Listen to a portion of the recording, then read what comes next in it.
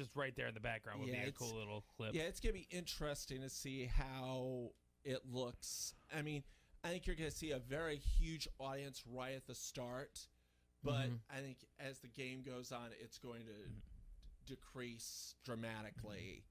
I'm guessing just like the TV ratings. Yeah. That's what I'm saying. Yeah.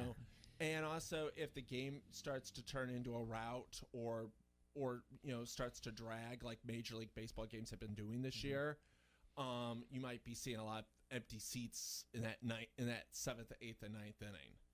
We're just up and running now on Facebook Live, so we're just catching everybody up on Facebook Live. For those of you who are listening on the radio, we thank you for tuning in, and also on the app and ESPN1170am.com. We are discussing the Field of Dreams game that's happening tonight, White Sox versus the Yankees.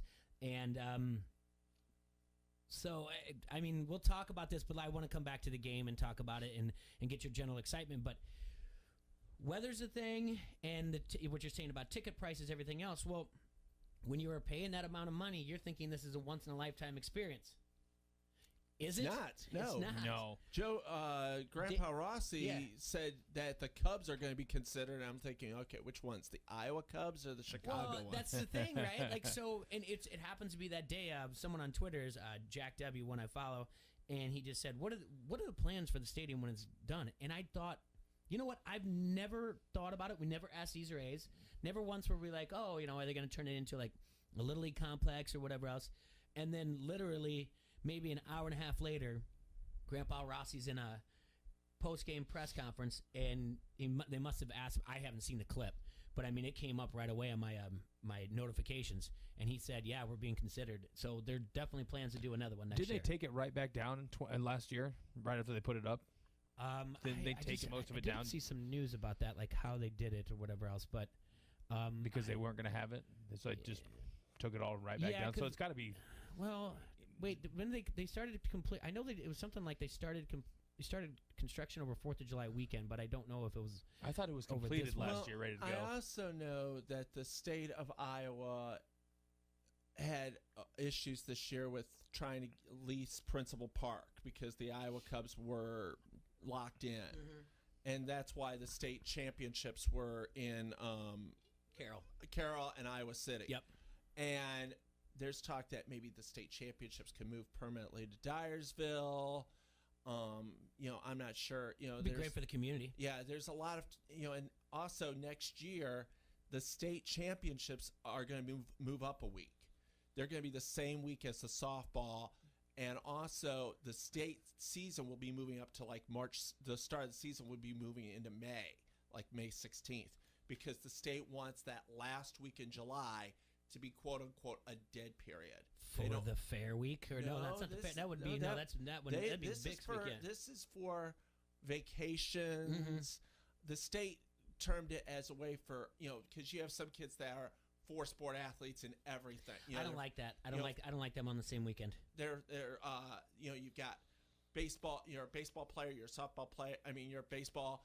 No. Then you got football. Stocking, you know better than this. That's not basketball. a good plan. I know, but this is what the state's plan is because they want a week where there's no activities for everyone just to go and have vacation. Hold on a second. You're trying to tell me the Iowa High School Athletic Association. Listen, I'm trying to make a point here. You're trying to tell me the Iowa High School Athletic Association and the Iowa Girls High School Athletic Union are on the same page on this? Yes. Now, where's the parent that sits in and goes, I have a junior or senior boy in high school and a freshman, sophomore girl that plays softball, when we all know that the younger girls probably actually make varsity or whatever else. We're the ones stepping in and saying, like, no, not working for me. This is not a good plan. It really isn't a good plan. I'm sorry. I'm just telling you what the state... You know what your vacation is? Your kid gets to go to state. That's your vacation. Hey, I'm just telling you what the state's telling... How the state... set this up. Why don't they just mess with the shot clock?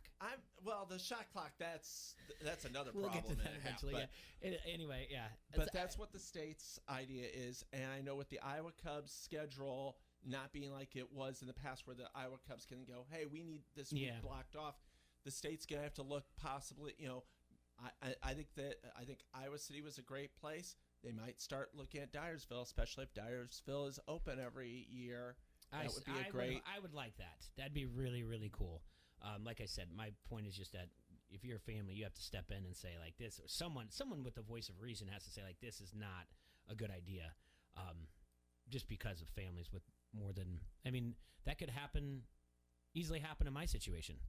That very well could happen. Look at football and volleyball. They're played the same. You have things going on the same weekend, and I mean, there was one weekend where Bettendorf, I think, had like 2 days of school because they had the volleyball team was up, so the kids got let out of school early to go see volleyball, and then happened more than once, bud. Yeah, happened a couple of times, and then football was in Cedar Falls, so they got to leave early to go to Cedar Falls.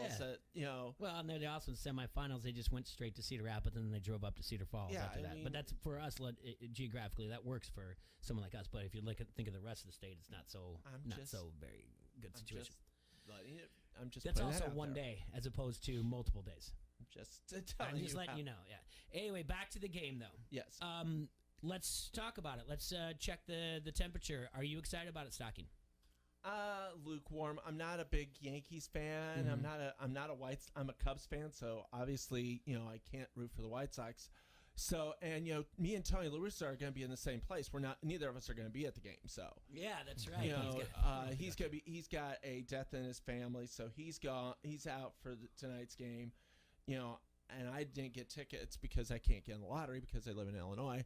So and I'm not sure if I want to spend 500 clams to go to Dyersville, for that. So I mean, I'll watch tonight, but my I'm not going to be going out and buying merchandise with it. Gotcha. Now maybe next year if it's the Cubs and the Cardinals, maybe I'll buy some merchandise. Yeah, that's not bad. Cubs Twins wouldn't be bad too. Cubs and Milwaukee wouldn't be bad. Just kind of keep it regional. You know what I'm saying? Those ticket prices are going to go through the roof. Adrian, are you excited to watch this tonight? I'll watch the first hour. I'll definitely be paying attention to the first hour and all the entrances, like I said, all week. After that, it's just another baseball game. So let me just give you a few little things that we found about this. And I know you brought this up about construction. Construction began in 2019 for the planned but later postponed August 2020 game. We know that it's connected to the original movie site by a corn maze in the shape of MLB's logo. Look for that tonight when they have the drone. Oh, it's a maze too? I saw that. Yeah. It's just not a logo. It's a maze, huh? Yeah. That's fun. So remember what we said, that the speech is going to happen. People will come, Ray. Yeah. And then they're going to go show the scene. And then afterwards, when they're playing catch, they'll end it with, "Hey, Dad, you want to have a catch?" And then they'll go and they'll show the lights. And then they'll fade into current day to show all the cars and everything else from the drone, and you get to see the logo. It's going to have, from what I understand, very much a World Series atmosphere with multiple camera angles. Are they going to put Joe Buck in the maze, and maybe he can stay there for the whole game? He will be there. To enter the field, we were talking about players will walk through a removable section of outfield fence hidden in the corn, just like in the movie. That's cool. The design, down to the color of the grandstands and location of the bullpens, resembles Comiskey Park, where the White Sox played from 1910 to 1990. Same with the dimensions, which measure 335 feet down the lines, 380 to the alleys, and 400 dead center. Kevin Costner will be there, so will Brown, who played Costner's father. They both will be in attendance. Some other cast members may be there as well. If Kevin Costner does not throw the first pitch to Dwyer Brown, I'm turning off the television. That is an honest-to-goodness fact. It'll be blasphemy. I will just, I don't know the author, Kinsella, and they asked him, they want to change the title of the movie, and he goes, "It's no big deal." And they came up with Field of Dreams this morning. They're going, average was about 1,400. So yeah, I said 8 to 1,400. So some of there, but there were some going as much as 4,000 for tonight. Lance Lynn's going to start tonight for the White Sox, 10-3, 2.04 ERA. The Yankees are going to have Andrew Haney on the mound. Yeah, for the White Sox have a huge lead in the AL Central. Although they did get beat by your Minnesota Twins. That's right. 2 games in a row, so they're on a 2-game losing streak. I thought I'd mention your Twins. It will be the only time. Yeah. But the Yankees, though, this game is big for the Yankees. The Yankees are in a fight for the playoffs. Tampa Bay and Boston have pretty much separated themselves from the rest of the AL East. And Toronto, the Yankees, you look out west, Oakland, they're all in a, maybe Cleveland in the AL Central are, they're still in a knot for the playoffs. If the playoffs start today, Yankees are not in. It'd be Oakland, Boston in the AL wildcard game. So this a must. This yes, it's one game. It's not like 5. But for the Yankees, this is a game they really need to win. The Yankees have to start winning games because they struggled up in Kansas City. They did win 2 or 3, but I think they won 2 or 3. But I know the first game, the Yankees set the record for 4 blown saves in one game. Mm-hmm. The 7th, the 8th, the 9th, the 10th inning, they had a lead, lost it that same inning. First game in the history of Major League Baseball where both teams scored in the 7th, the 8th, the 9th, the 10th, and the 11th innings. I saw that. I'm surprised we didn't hear more about that because you know how the media loves to just talk about the Yankees more than anything else. Sports media. We're going to take a break, and then we're going to take a phone call from Ezer A's. He's up in Dyersville. We got a lot more sports to talk about besides just Field of Dreams. If we're lucky, in the second hour, we're going to talk to some of the kids from the Downport Southeast Little League. They're on a break right now, so I think we're going to talk to them. But let's take a quick break here at ESPN 1170 AM. We'll talk to Ezer A's up in Dyersville right after this. The Rock says he's going to make your Rudy Poo candy ass famous. You like that? You like that? Give me a hell yeah. I said give me a hell yeah. This is Tom Kakert from HawkeyeReport.com, and you are listening to Don't Hassle Us, We're Local. Men who make life-changing choices today can be more active and live longer. Come on, guys. Admit you're not the man you used to be, and stop living with the symptoms of low testosterone, no energy, brain fog, muscle loss, weight gain, low libido. Limitless Male can fix that. You can get rid of these symptoms with testosterone replacement. Start living your best life today. Schedule your complimentary consult at limitlessmale.com. Insurance accepted. It's back to school season at JCPenney, and the smart time to shop is now. Stock up on styles kids want and shop doorbusters all day Thursday to Sunday while they last. Like $11.99 select Thereabouts denim and $19.99 Arizona sneakers. Or use your coupon to save an extra 25% on select categories. Shop extended store hours all weekend. Weekdays are back in style. JCPenney. Doorbusters valid 8/12 to 8/15 and excluded from coupon. Coupon valid through 8/19. Some exclusions apply. See store or jcp.com for details. Syntec is back and better than ever at O'Reilly Auto Parts. Syntec is a premium full synthetic motor oil at an affordable price. Right now, get 5 quarts of Syntec full synthetic and a Wix filter for just $31.99. Plus, earn double O Rewards points. Minimize friction, heat, and wear on your engine with Syntec full synthetic motor oil exclusively at O'Reilly Auto Parts. It's time to rise and grind. Keyshawn, J. Will, and Zubin. I know Brad Pitt from the Hollywood scene in L.A., whatever. I see him. Name drop. I see him, I say hi, whatever. He brings me over into their little section and whatnot. There's a guy with colored glasses on, and he's talking to me, having a conversation with me. And I'm like, oh, yeah, he's telling me, I asked him, what do you do for a living, where you from? He says, I'm from Ireland. I'm like, oh, okay, cool. What do you do for a living? He says, oh, I'm in the music business, da-da-da. I'm like, oh, okay, cool, that's what's up. And so I'm like, oh, you stay, keep your head up, you're going to just keep, man, this thing, I know it's tough, entertainment business, grind it out, the whole deal. Look at you being motivational. Brad Pitt goes, hey, man, you ever heard of U2? I'm like, no, I kind of know the group or whatever. He said, that's the lead singer of U2. I'm like, Bono. Oh, okay, all right. But I'm trying to encourage him. Zero idea who Bono was. Zero clue. Keyshawn, J. Will, and Zubin. Mornings on the Quad City Sports Leader, ESPN 1170. Don't you feel so free out here on the lake? Not as free as this soda. Where'd you get free soda? Casey's. Buy 4 fountain drinks, 5th one's free. I love free. Well, then you'll love this. Bought this jerky. Got this free donut. I love free donuts. With Casey's Summer of Freedom sweepstakes, the more you buy, the more you can win, including free Lee Brice concert tickets. Casey's, here for good. No purchase necessary. Void where prohibited. For official rules, visit Casey's.com. The Max Kellerman Show. And when you think about the Rams offense and what McVay can do with Stafford, like think about what he did with Goff and Gurley. Remember a couple years ago, it was like the Rams have 3 MVPs on their team. 3 guys in the conversation. About 2/3 of the way through that season, I'd say. The Rams' offense has not been the same since. And going into this season, I thought, you know what? They got Cam Akers now. Since week 11 of last season, including the playoffs, Akers is number 1 in rushing yards, scrimmage yards, and scrimmage touchdowns on the Rams. So I thought, they got their guy now. That offense is going to be a problem. In fact, even talking about, will Stafford win a Super Bowl on the Rams, my first instinct would say no. That is a huge hit for the Rams to take. The Max Kellerman Show. Weekdays at 2 on the Quad City Sports Leader, ESPN 1170. Score a major payday with BetMGM. It's the best time to sign up for the king of sportsbooks because they're giving new customers a shot at an easy $100. Register using code Foster100 and win $100 in free bets when you place a $1 moneyline wager on the Yankees or White Sox, and if either team hits a home run, you win regardless of your bet's outcome.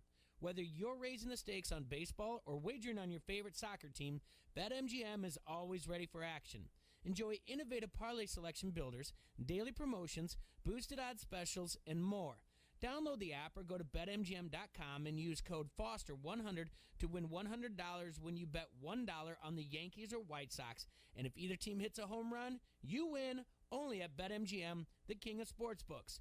New customer offer, paid and free bets. Visit BetMGM.com for terms and conditions. Must be 21 or older. Iowa only. Please gamble responsibly. Gambling problem? Call 1-800-BETS-OFF. Open our app to listen live, win stuff, and to sign up for breaking news alerts. Never miss a thing on the Quad City Sports Leader, ESPN 1170.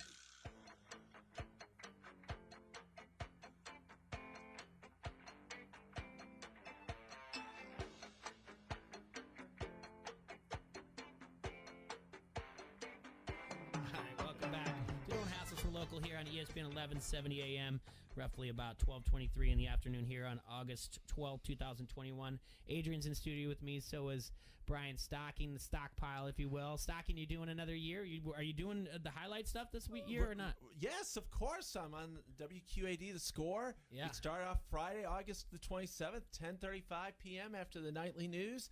You're going to see all the highlights, all the scores, all the stats. We're going to give you everything that you want to know. 30 minutes. We are the first and only Quad City station to do 30 minutes of high school football highlights during the season. So August 27th, Friday night, 10:35. Make it a date in that. And are you guys going to be doing podcasts again? Or I don't know yet. We're still.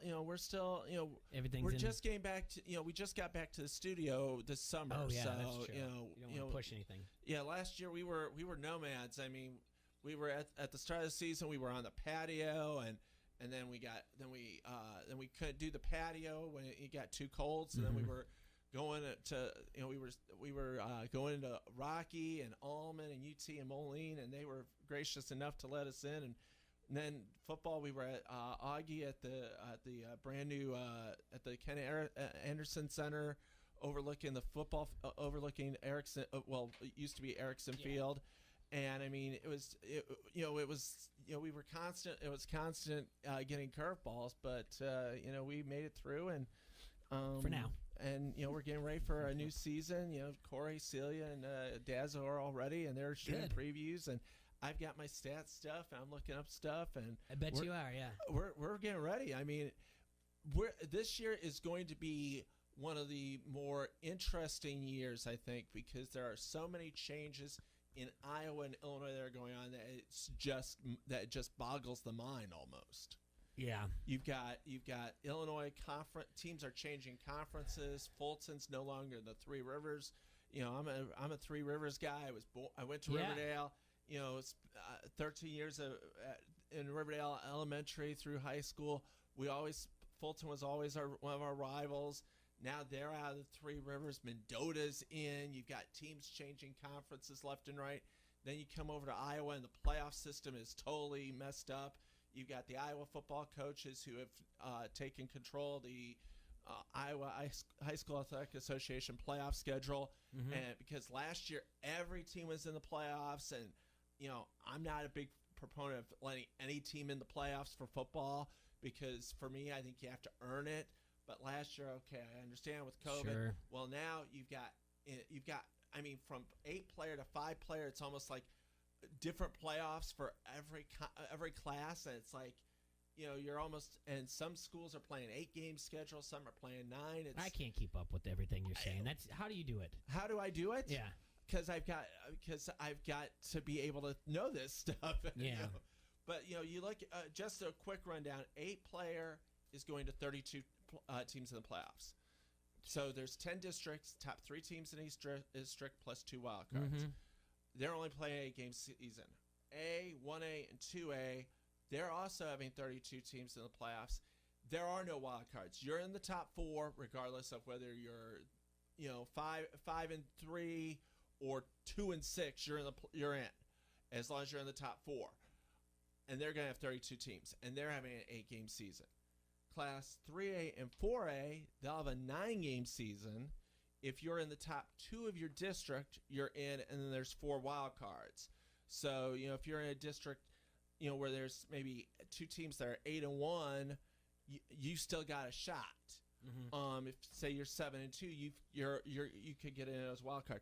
Class 5A, they've also got a 9-game schedule, but it's 16 teams like 3A and 4A, but it's all wild card. There are no districts in 5A.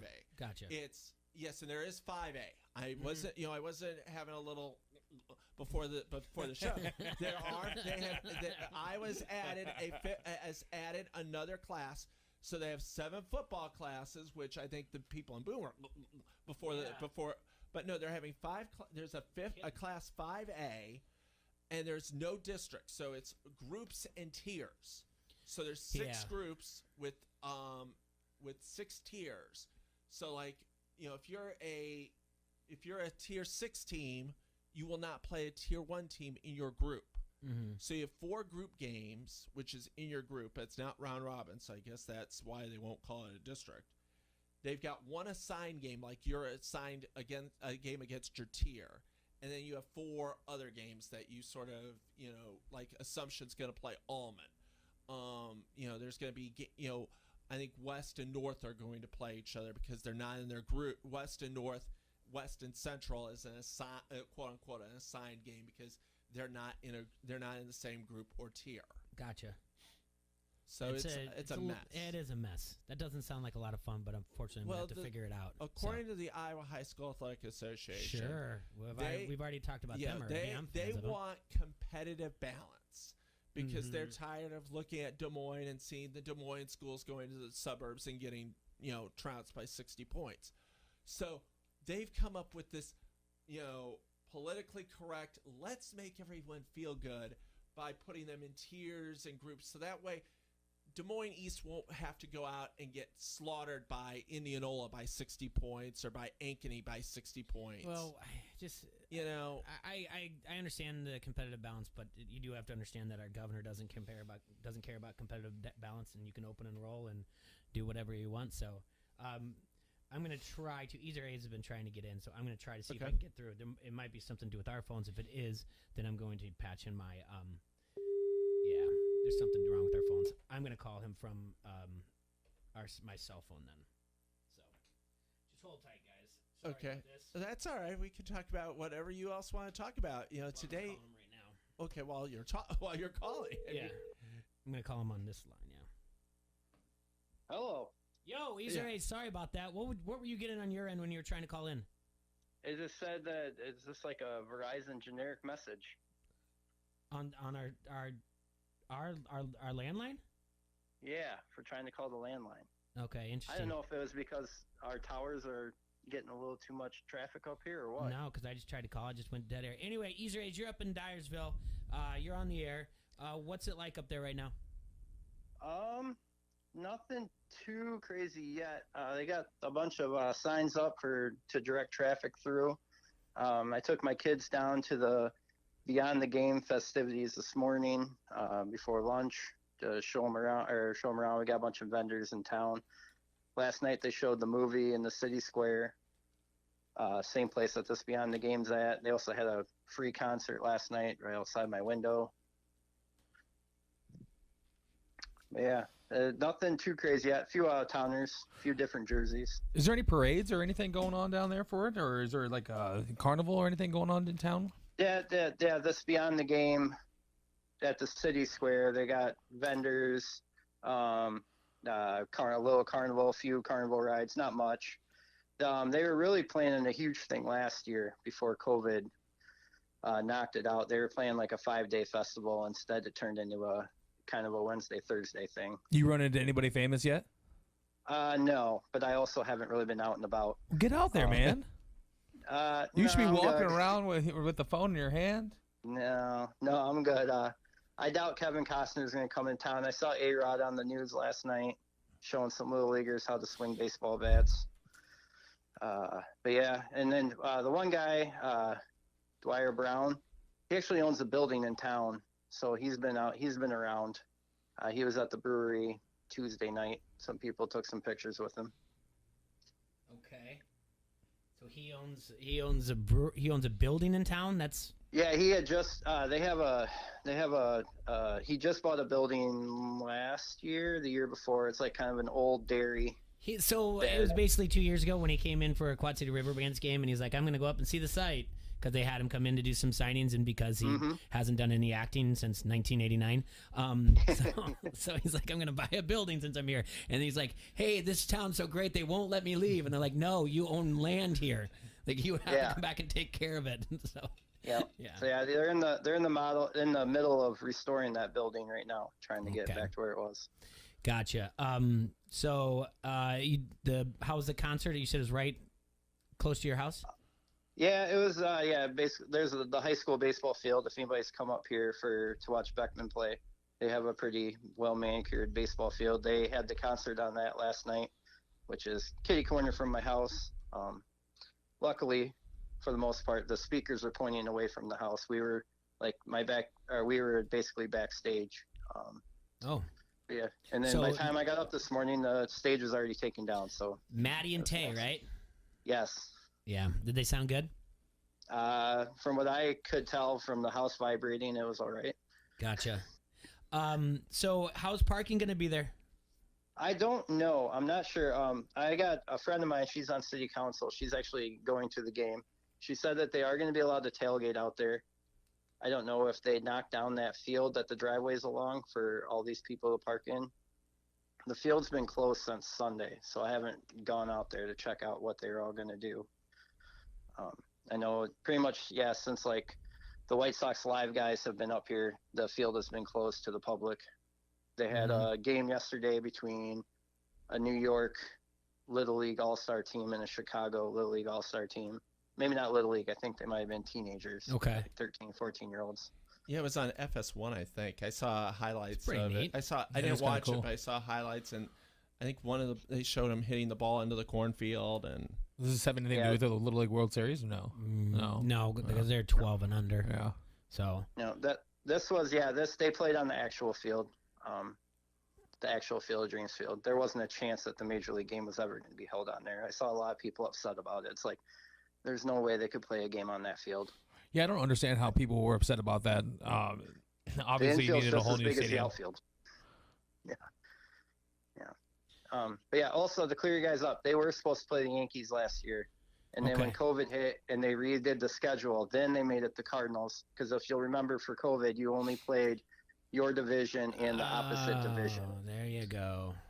So they thought they were in the 60-game schedule. They thought they were still going to get that game in here, which I have no idea why they ever thought of doing that. But they scheduled the Cardinals, and then I remember the week before the Cardinals had a COVID outbreak on the team, and I think they ended up canceling that week or game for him anyway. But yeah. Yeah, so I'm sure the atmosphere is pretty cool up there, though, right? It's, I mean, we're all kind of like on the same page. Like, yeah, we'll check it out, but I'm not losing my mind over it or anything like that. Now, once you mentioned vendors, Adrian was like, "Wait a minute, corn dogs." That's all I was thinking of. You ain't lying.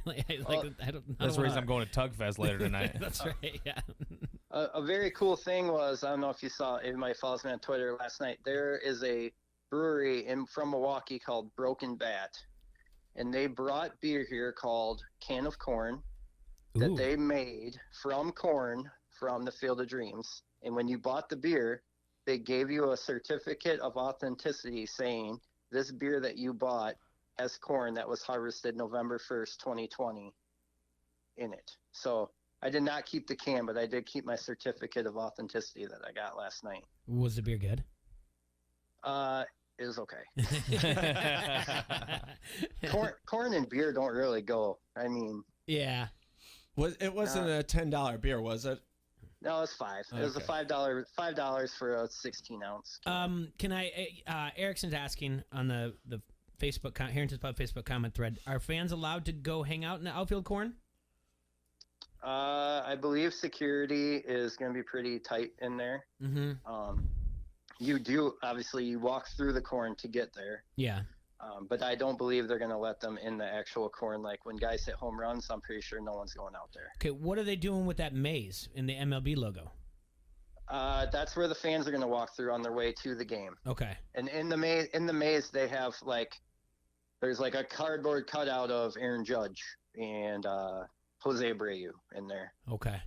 And their normal White Sox and Yankees uniforms. So it sounds like it's also like a spooky maze as well. If Aaron Judge is in there with you, it's spooky. Well, that's cool. So you're not going to the game though, right? Nope, not going to the game. Just gonna stay here. Actually, a friend of the show, Mikey Hart, got some tickets. He contacted me last night. He's gonna park a car at my house, so I'm actually gonna meet him this afternoon. Oh, cool. So that's kind of cool. Nice of you, yeah. Yeah. Look at us bringing the people together. Yeah. Yep. So he's gonna stop here. I know the teams are not sticking around. I think they're already out there. I believe they were coming. They stayed overnight in Kansas City and Minneapolis last night. Flew into Dubuque today. They're taking buses out there. They're not bringing the buses through town. They're taking them through Farley. If anybody knows where that is, it's about 5 miles east of Dyersville. Which the field is kind of between both towns anyway. So just next to Piasta. Yeah, I know where you're at. Yeah. They're bringing them guys through Farley, kind of bringing them in the back way to the field. They all get private tour. All the guys are going to get a private tour of the house, of the diamond. I thought I saw a batting cage on one of the news channels this morning, so I don't know if they're going to take some shots on there today on the actual Field of Dreams field. Maybe take some BP on there before they go get ready to play the real game. Let's talk about this though. So you're taking a tour, and I'm sorry, is there going to be like some players that are like, what are we doing? Like, why am I going through a tour of this? And let's say, they're not kids, they're professionals. It's not like on the bus they're like, hey, you have to, or the flight to Dubuque could be like, you have to watch this movie.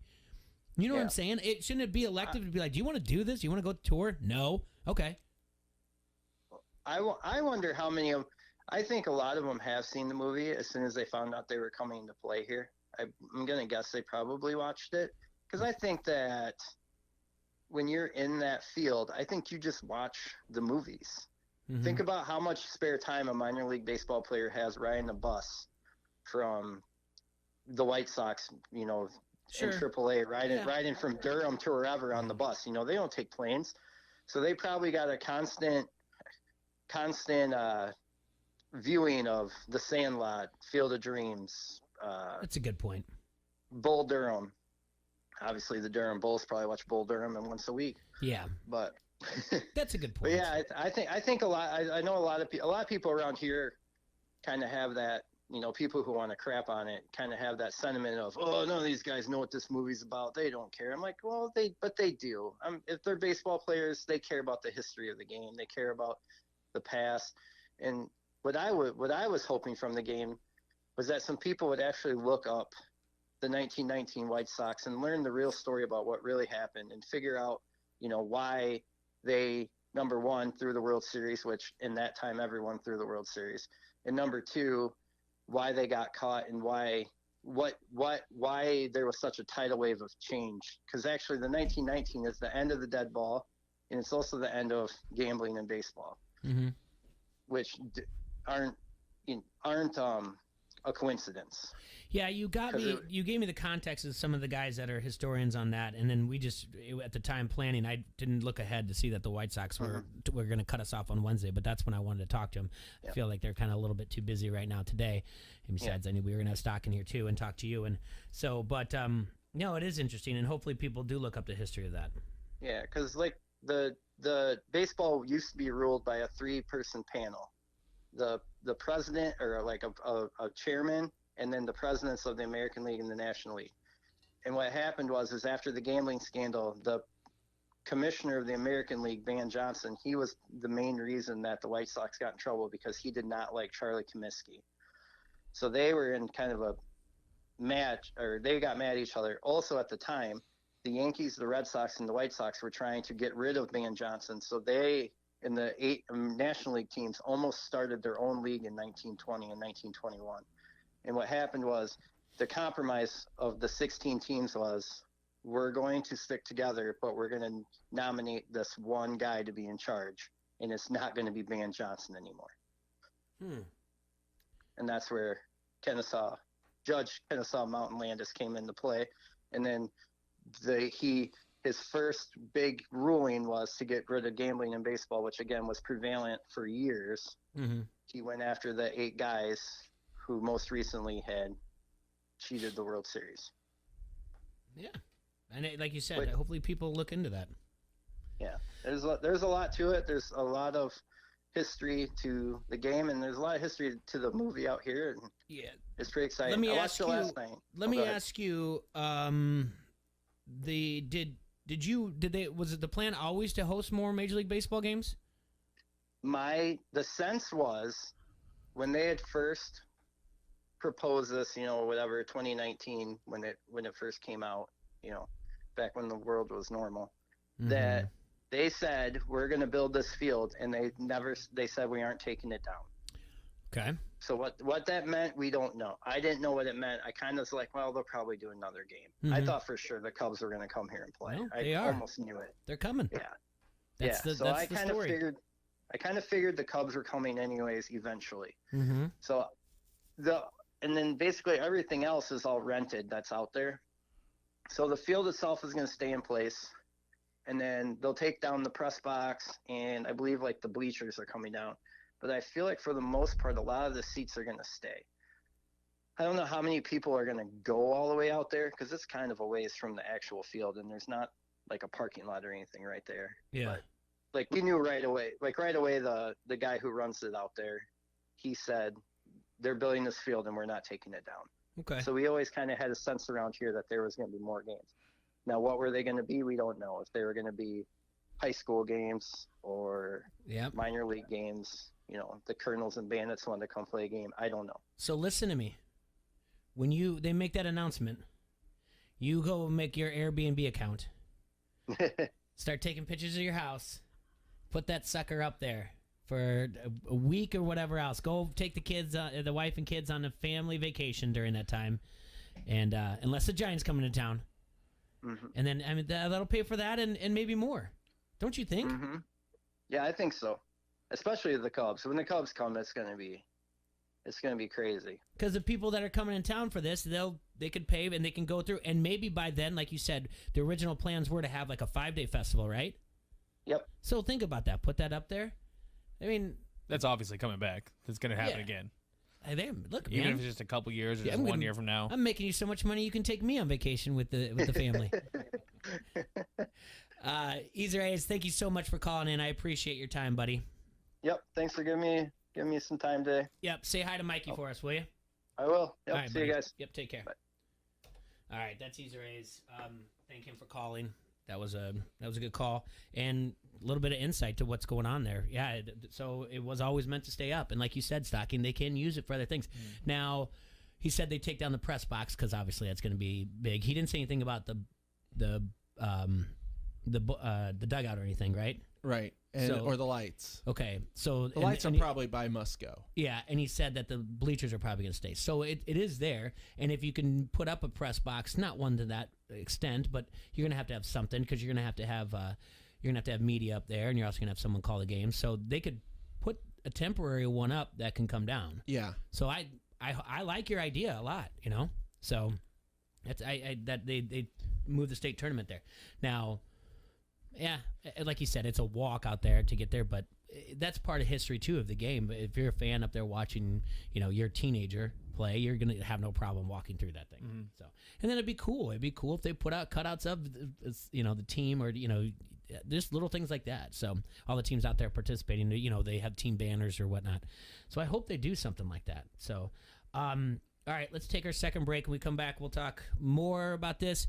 I do have a question for you to think about beforehand, Stocking, to address, because it was a question out there that was when you were talking, and it was Illinois has come out and said that if where is that question at? I apologize. I thought I pinned it. If they don't make them wear masks, it they was can't play? Yeah, it was. Oh man. Well, we could look at it. Yeah, I'll look it up during break. Thanks, Okay. Stocking. You're that's why you're the professional, and I'm just here doing nothing. All right, we'll be right back. Don't hassle us for local. ESPN 1170. This is Josh Sides, head coach, St. Ambrose University Esports. You're listening to Don't Hassle Us, We're Shop Local. and save on hot deals at Tyson's. Stock up on Noble Outfitters ladies' t-shirts and tank tops and men's and ladies' lead jeans. On sale now. Save big on select spring and summer clothing from brands you trust, now up to 50% off. Get ready for tailgate season at Tyson's and save on more to rep your favorite team from our big selection of clothing, drinkware, chairs, and more. Save up to $150 on select Pit Boss, Blackstone, and Charbroil grills. All these great deals and more now through August 15th.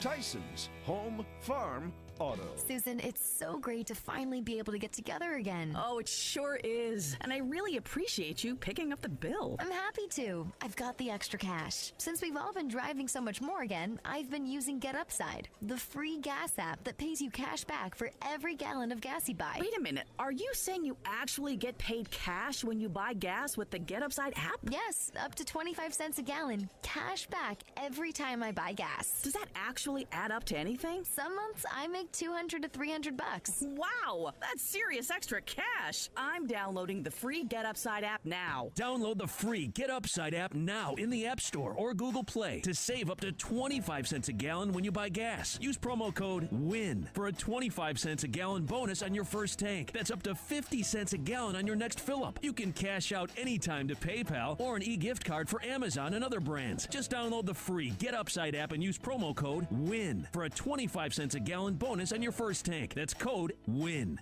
Jamaica My Weekend, Saturday, August 14th, featuring reggae music and Caribbean food with a fusion of colors and flavors.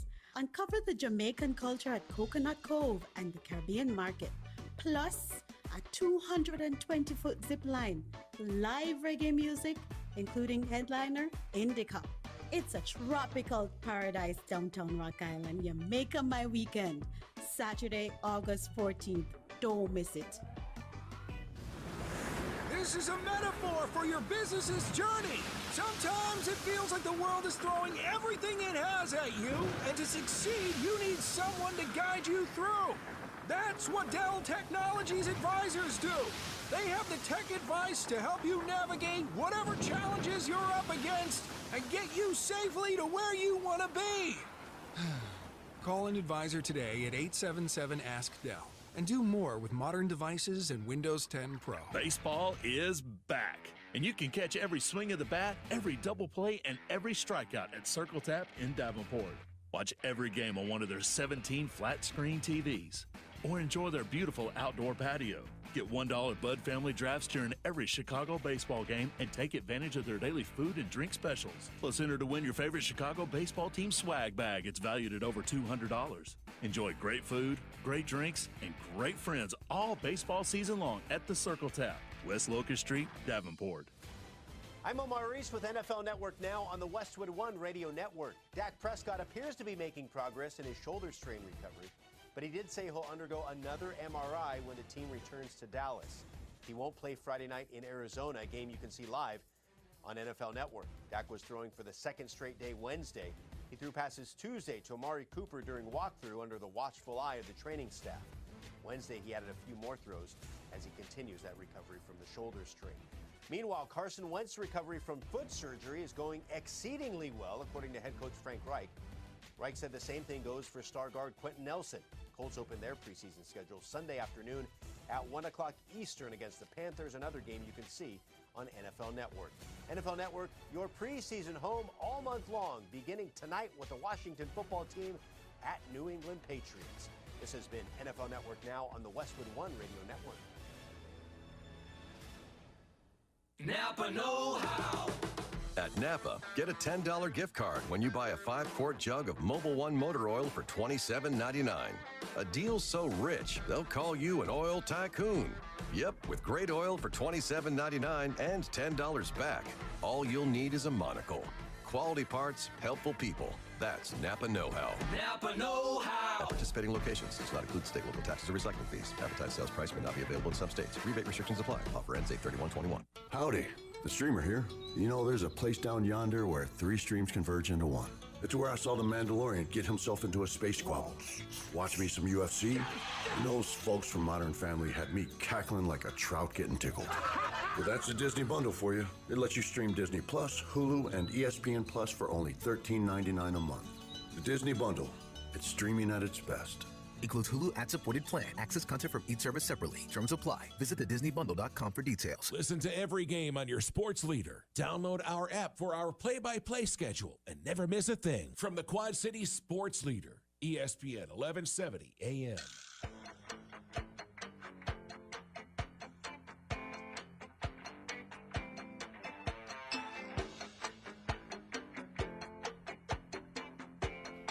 We're back here, ESPN 1170 AM, and we kind of locked it down here, and we talked off the air, and it was a question that I had beforehand, talking to Stocking about it, and it's like, have we heard anything about Illinois not allowing districts to play sports if they don't make students wear masks?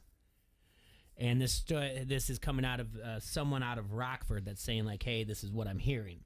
Yeah, I have not heard that. I don't know. I know only locally in our area, the only school that is not saying that they don't have to wear masks is West Central, which used to be Biggsville Union. West Central's like down. It sounds like a Biggsville Union type of thing to do. Down in Biggsville, they were in the they're in the Lincoln Trail in all sports but football. They now play 8-player football. Jason Kirby, who's been around the area for many years as a coach, is the coach down here. Yeah. And last year they had a real good year in 8-player. But that I know that West Central is not making their kids wear masks. Now, I don't know because, see, the Governor Pritzker made a ruling about a week ago that said that that in the buildings kids are to wear masks, even for athletics. So, like for volleyball, the coaches, the athletes, the referees have to wear masks, sort of like last year with basketball. For like yesterday, UT had to move their practice indoors. They had to mask up because that was the ruling that once you go in the building, you have to be masked up. For swimming, the swimmers, while they are competing, they don't have to wear masks because obviously, you know, it's kind of hard to breathe and you don't want a mask, you know, covering their breathing when they're doing the backstroke or diving. But once they're not in the competition, like if they're waiting to get in, you know, if they're waiting for their event or they just swam their event, they have to mask up. So indoor events have to be masked up like last year. But if a school is saying, no, you don't have to be masked up, I don't know. I haven't heard anything. I don't know if the IHSA is even considering that yet or what would happen. You know, if West Central's playing volleyball, say against Anawan or United, and they're wearing masks, but West Central's not, are they going to say, well, if you don't wear masks, you have to forfeit? I don't know. Why isn't West Central wearing masks? Their school board said they don't have to. Okay. The school board said we're not following the state mandate on this. So, I mean, you know, if you have several schools that are saying no, we're not masking up, you know, I don't know what's gonna occur. Yeah, that's interesting. I want to know more about this, like the mask thing that I didn't see. I guess might have been one of those days of the ruling thing. It's also kind of like the shot clock was like they're voting on it, and then it took days before it was in print at the local media. Yeah. So it's one of the, and I didn't see the mask thing, and I know some coaches at the Illinois side, and I'm going to reach out to them, but I'm sending out a message right now. We're going to talk to those kids out and down in that are in Whitestown, Indiana, in a few minutes. So I want to talk about the Little League real quick. Have you been watching it all, Stock? Well, because a lot of it's on ESPN Plus or ESPNU. I don't have ESPNU on my cable. I've got satellite, but I don't, to change it over to satellite's a pain. I don't have ESPN Plus, so I haven't seen it. I mean, I might watch it. See, I'm old school. I think the Little League World Series is what you televise. I mean, I'm old school. I remember when the only Little League game televised was the Little League Championship game on Wide World of Sports, where some American team was playing Chinese Taipei every year. I get what you're saying. And this will be on ESPN now. This game tomorrow that they're on. So everything was ESPN Plus. The semifinals and the finals of everything is going to be on ESPN. I totally get what you're saying, but you can't stop progress. All right, and eventually, I mean, they're building bigger stadiums, and people can advertise for this, and it's a big deal. And by the way, it's also NFL preseason time. It's a dead time for ESPN. I mean, really, what are they going to throw on the G League games? Well, so and they do, and they'll shove it down your throats. So I like watching it. I obviously I have invested interest knowing some of the dads that are coaches and knowing some of the kids. So it's been a lot of fun. It's been fun talking to them, and the story of it that. Really, what you won't get out of it until after they come back, and I don't think we should wait too much time, waste about them. But they're really locked down. Like you'd think like first things first. I knew a kid that went in 1989 to the Little League World Series. He played there, and it was a great time. It was a party, whatever else. He was meeting kids from other countries. He was in Williamsport. It is a financial burden on the families. But now where they're at, they have them locked down. They have their schedule to where it is. These kids are doing nothing. They're lucky if someone brings an Xbox. They get tested every day. They get their food catered for them. It's not like it's food. If they don't like it, they don't like it. They don't eat it. They're bussed. So they're in their own rooms. Their parents are in another hotel. So it's not like we're going to go. They're not going and catching movies in between. If the best thing they're doing is going and watching the games or whatever. That's a little stressful on an 11, 12-year-old. Yeah. You're supposed to be having a time in your life. Real quick. Yeah, and there used to be that time where they exchange pins and everything else. Their coaches are doing it. Coaches are the ones like, here's the pin. There's no interaction. And there's a team from Great Lakes that I know that was in their actual hotel, so they were worried. A team from Great Lakes, coach got COVID. They're kicked out of the tournament. That's ridiculous. It is a lockdown thing for them, and they're trying to find things to do. And luckily, I mean, I wish our media outlet knew this stuff because they're printing something in there. I don't know, a staff report or whatever else, but these guys have time. So I think I'm happy that they're going to have time to talk to us because they're doing great things. They're one game away from going to Williamsport. And guess what they're doing if they go to Williamsport when they play on Saturday? Getting right in a bus and going to Williamsport in Whitestown on Saturday. They're straight on a bus and going. This is almost a month of these kids being on the road. And then I think Sioux City was a little bit different. Sioux City was different. But Whitestown, I'm not saying that they're not having the time of their lives because I'm sure they are. But it's got to be a little stressful. Yeah, especially at that age. You need to go and to go watch a movie or just go to the mall or be anything. A kid. Be a kid. Absolutely. Yeah, I mean, I remember when I was 11 and 12. I mean, you got to be a kid. These are kids. I mean, that's the thing you got to remember. These are kids. I mean, people are, I've seen people actually criticize kids on social media because they make a mistake. It's like, for God's sakes, they're 11 or 12 years old. They're a kid. Lay off of them. Mm-hmm. They're not professional athletes. Don't be on their case. If the kid makes a balk or throws the ball away, they're a kid. I mean, let the coach them, but don't be out there throwing them under the bus on social media. And there's some people that are that crazy that do that. And it just drives me bats when I see it that, the kid made a mistake. Well, guess what? He's a kid. He's not a professional athlete. You said the parents are in a different hotel, too. Are they like all the kids staying in like a Airbnb house kind of thing? No, they're in a hotel, but they're like have their own floor.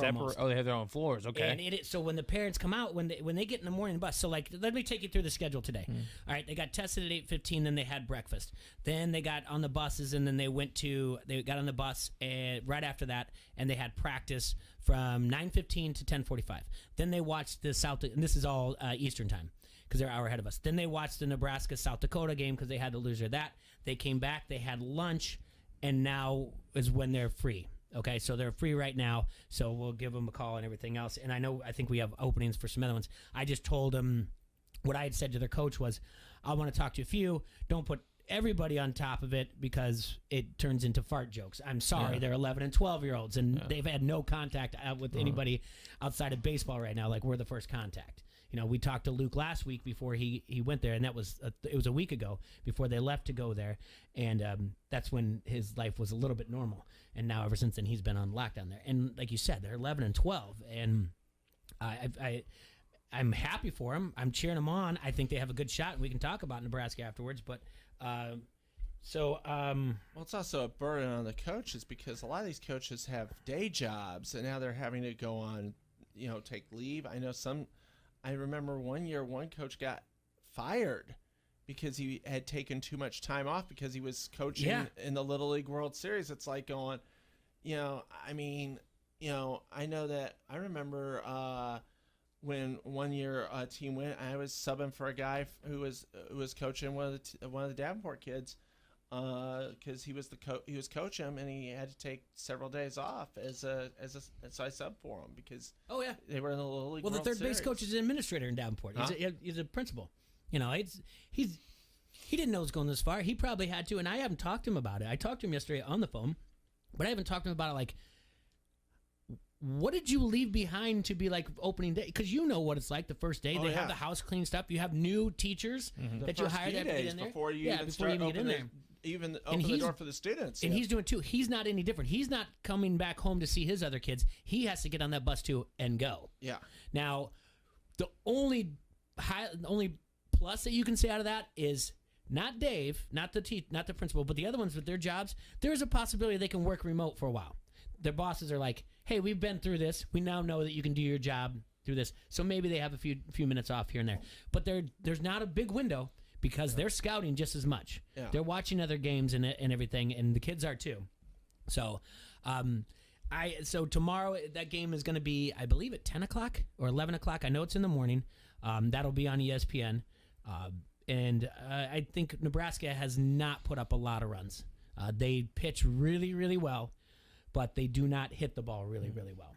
So it's going to be interesting to see how that's going to go. I don't know exactly how many we're going to have phone. I think the first kid we're going to talk to will be Wyatt Frecking.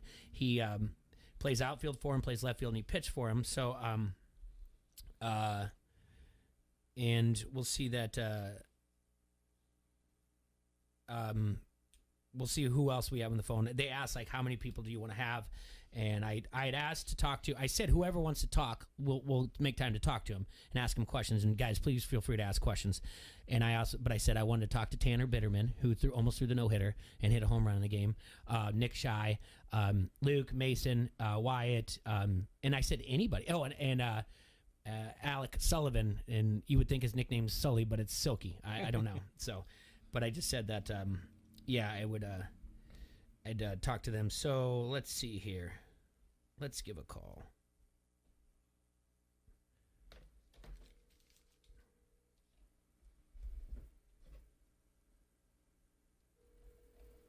Why is that not louder?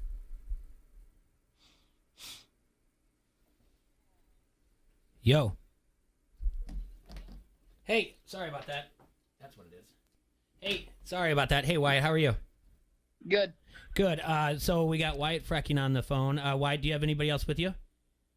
Yeah, I've Nick Shy, Mason McFate, Tanner Bitterman, Riley Ellinger, Sean Hendricks, Jonah Whitson, Mitch Holst, Colin Townsend, and Luke Martin. Okay. All right. So we're going to have to address each one of you guys at a time. Now, listen to me. You are on the air. All right. Now, I know you guys have just cut out on no cussing, no fart jokes. All right. Let's keep it professional. I've seen you guys. I've seen your guys' little, the way you hold yourself on the field, very professional. I have talked to Luke a couple times, so I know you can do it for me. But first things first, guys, congratulations on getting this far. Wyatt, when you guys started doing this whole thing, did you think you would make it this far? Yes. Yeah, I love it. That's great.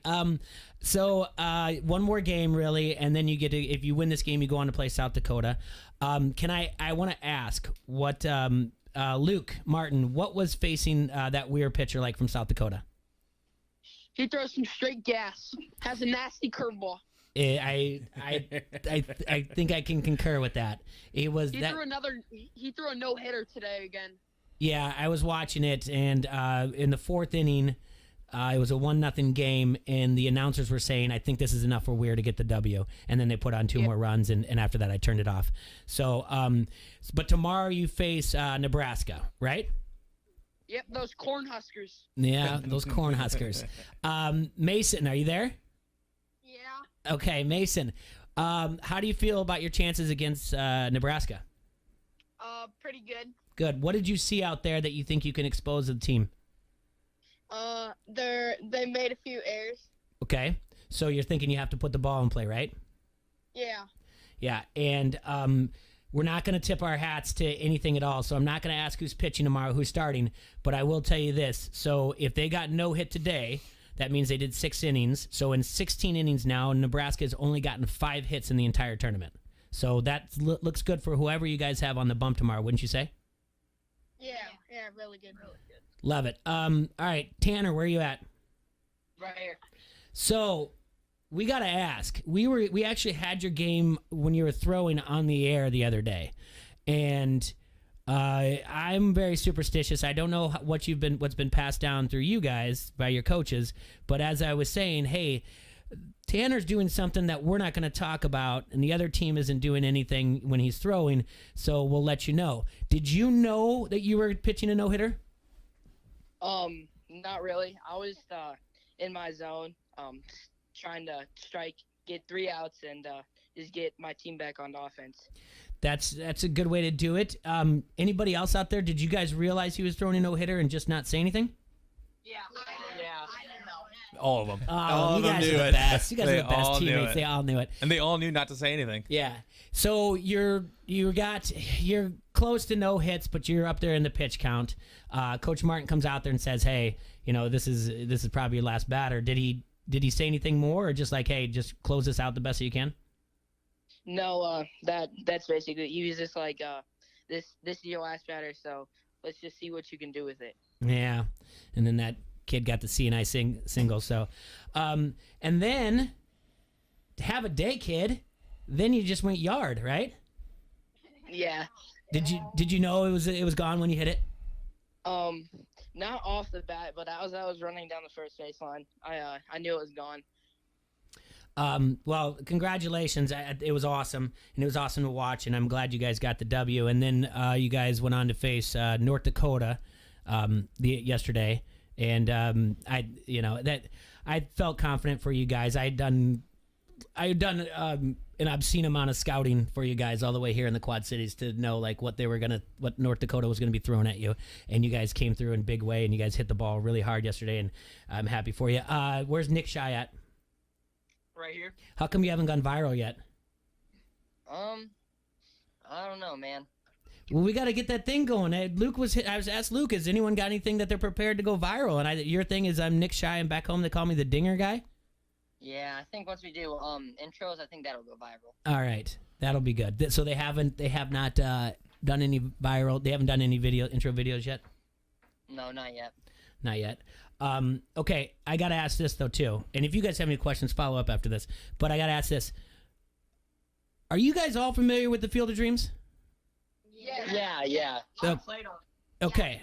All right. So will you be... I know you guys have a lot of downtime. Are you guys making sure you're watching the game tonight?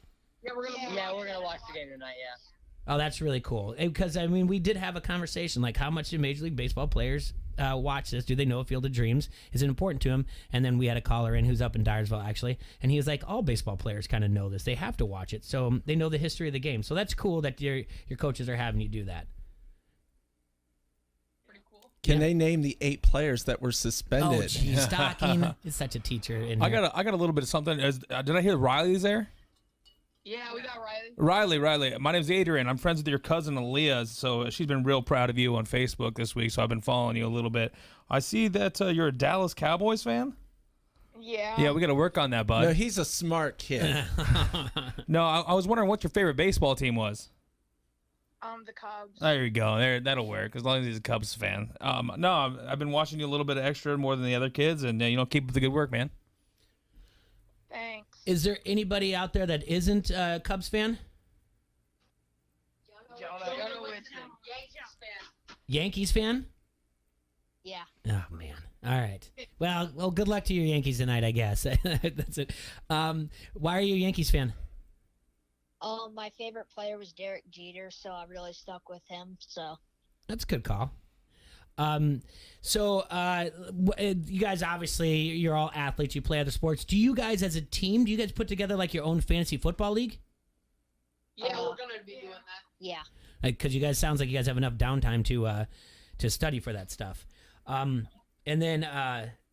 So how has it been like? Because it sounds like it's a little bit different than it was in previous years. Because you guys it's real tight ship there. Your schedule's tight, everything else, right? Yeah. And we're kind of like your first like talk outside of like your parents when you get to talk to them on the phones, but we're the first ones outside of that just Whitestown that you've talked to since you got there, right? Pretty much, yeah. And then is how much percentage of motivation is this that you guys keep going so that you get to miss school? I mean, obviously there's a large percentage of it is, hey, we want to win, we want to go to Little League World Series, but there's got to be a little bit incentive to be like, let's just miss some school too, right? Yeah, well, I think we can all agree that we don't want to go back to school, so it's a big motivator. I think we can all agree that the people back home, and your teachers don't want to see you the first day of school as well. Yes. Yeah.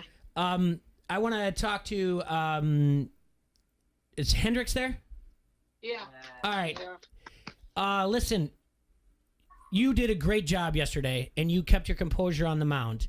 And, the announcers were saying that 4 out of 5 innings, the first batter for North Dakota got on first base. How do you hold your composure? How do you stay so calm there when, even though you had an early lead in the first inning, you knew North Dakota's they were a comeback team. What do you tell yourself to keep your composure to remain calm in that situation? That's just one hit. It's just one hit. I'll get him back next time.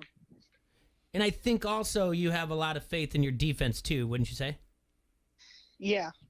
Yeah, because I will say this, and hats off to your coaches. There was a couple plays there that were just really heads up by you guys, and a lot of them was like a ground ball to first, but a runner was advancing to third, and Mason, you were there to throw to you, and like it was just a snap throw from the first baseman. I apologize, I'm not getting the name right now, and but you guys, it looks so crisp, and it just seems like your guys' practices, you guys have the defense side down, so I think that's going to continue to work out for you guys.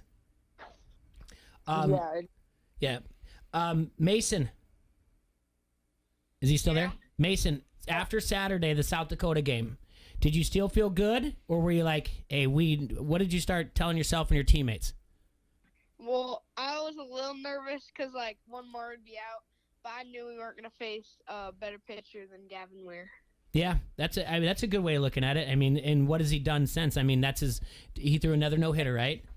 Yeah. Today, and so what I am understanding is that is his 5th either no hitter or perfect game in a row.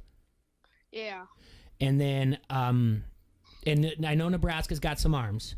Yeah. But I know you guys can put the bat on the ball, and you should feel confident in that, right? Yeah. Yeah. So. Well, the good news is they will not face Weir again, because he probably threw excessive, probably threw high-end amount of pitches, and that's 4 days of rest. Yeah.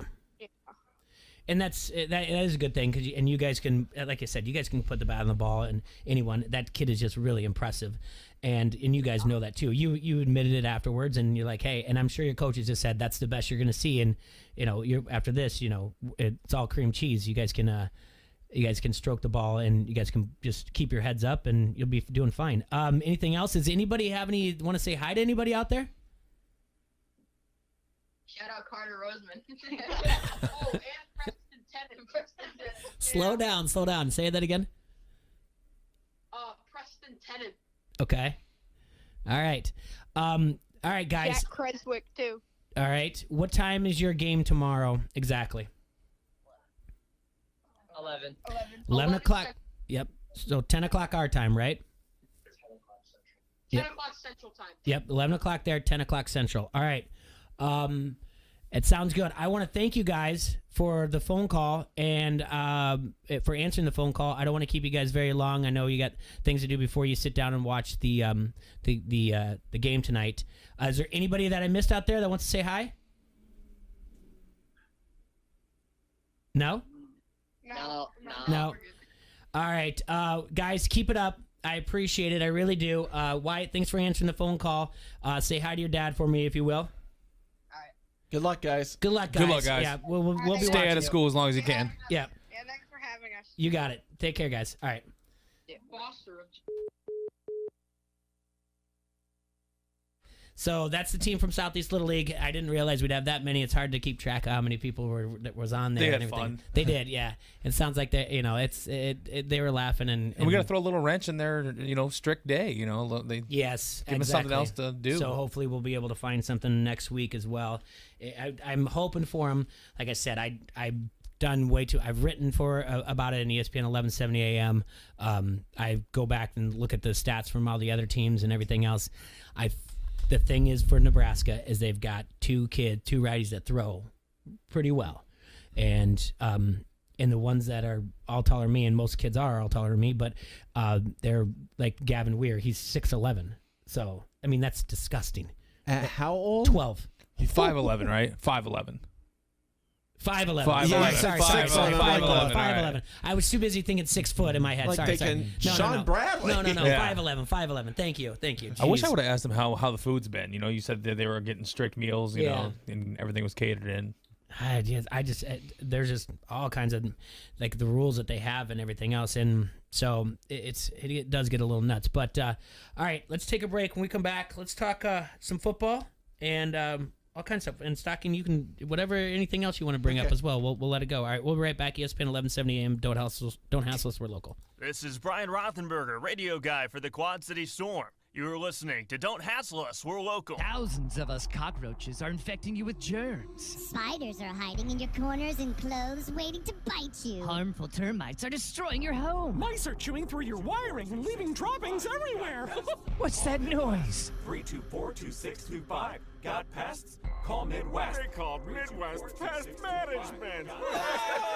Are disgusting pests bugging you? Call Midwest Pest Management. They're professional, affordable, and they treat your home like family. 324-2625. Got pests? Call Midwest. It's time to rise and grind. Keyshawn, J. Will, and Zubin. I don't know if I want Justin Fields right out of the gate just to be the guy. I would like for him to ease himself into it. But I started finding myself thinking, if he does start right out of the gate, does that buy Matt Nagy and Ryan Pace another year? Is it bad that I'm even putting myself in that situation now? I'm thinking about, are you doing what's best for the player, Justin Fields? Are you doing what's best in the interest of Matt Nagy or Ryan Pace to make sure that, hey, we gave our rookie a start, we gave him everything he needed, a quarterback like Andy Dalton who's there to help him out, build him up. It's going to take some time, guys. But we got to be patient. This isn't Jacksonville. This is a playoff team. I wouldn't mind starting him immediately because they got pieces in place, especially on defense. Offensively, they've gotten better. Allen Robinson is back now. So when you look at it, it's like, if he wins the job, it might make sense to start him. Keyshawn, J. Will, and Zubin. Mornings on the Quad City Sports Leader, ESPN 1170. At Shell, we know from the time you get up to the time you wrap up, Good night. there's a lot of meetups, eat-ups, and hurry-ups. So come to Shell and get 3 things done at once. Fill up with Shell V-Power Nitro Plus to help keep your engine running like new. Save up with the Fuel Rewards program and never pay full price for gas again. And snack up with in-store rewards to save even more at the pump. Make the most of the stop you need to make with Shell. And engines that continuously use Shell V-Power Nitro Plus Premium Gasoline. See full terms and conditions at fuelrewards.com. It's back to school season at JCPenney, and the smart time to shop is now. Stock up on styles kids want and shop doorbusters all day Thursday to Sunday while they last. Like $11.99 select Thereabouts denim and $19.99 Arizona sneakers. Or use your coupon to save an extra 25% on select categories. Shop extended store hours all weekend. Weekdays are back in style. JCPenney. Doorbusters valid 8/12 to 8/15 and excluded from coupon. Coupon valid through 8/19. Some exclusions apply. See store or jcp.com for details. The Max Kellerman Show. And when you think about the Rams offense and what McVay can do with Stafford, like think about what he did with Goff and Gurley. Remember a couple years ago, it was like the Rams have 3 MVPs on their team. 3 guys in the conversation. About 2/3 of the way through that season, I'd say. The Rams' offense has not been the same since. And going into this season, I thought, you know what? They got Cam Akers now. since week 11 of last season, including the playoffs, Akers is number 1 in rushing yards, scrimmage yards, and scrimmage touchdowns on the Rams. So I thought, they got their guy now. That offense is going to be a problem. In fact, even talking about, will Stafford win a Super Bowl on the Rams, my first instinct was say no. That is a huge hit for the Rams to take. The Max Kellerman Show. Weekdays at 2 on the Quad City Sports Leader, ESPN 1170. Hey, Sarah, how's business? It's going well. Our clients love our work. I just wish that we could figure out how to grow faster. I hear you. Is it slow for everyone in your industry right now? Actually, no. I see competitors all over who seem to be very busy, even though I know my work is better than theirs. I just wish I knew how they were finding new customers. If I could do it too, I know I could beat them. Growing a business in the Quad Cities is challenging, and figuring out where to start is the hardest part. If your business does great work but just needs help finding more customers, then Town Square can help. Go to mylocalcustomers.com for a free competitive analysis that'll show you how the most successful businesses in the Quad Cities grow and how you can do it too. These strategies are simple, and we can show you how to apply them to your business. Be one of the first businesses to sign up, and you'll receive $500 in free advertising on this radio station. Visit mylocalcustomers.com. That's mylocalcustomers.com. Hear every game of Chicago White Sox baseball on ESPN 1170 AM. Back toward the wall. It's gone. Len Casper and Darren Jackson are on the call. Chicago White Sox baseball on ESPN 1170 is presented by Wheelan Presley Funeral Home and Crematory, Circle Tap, Crawford Company, and Vegas Gaming Cafe. Check ESPN1170am.com for the full White Sox schedule. From the Vegas Gaming Cafe, this is the Quad City Sports Leader, ESPN 1170 AM, KBOB Davenport, a Town Square media station.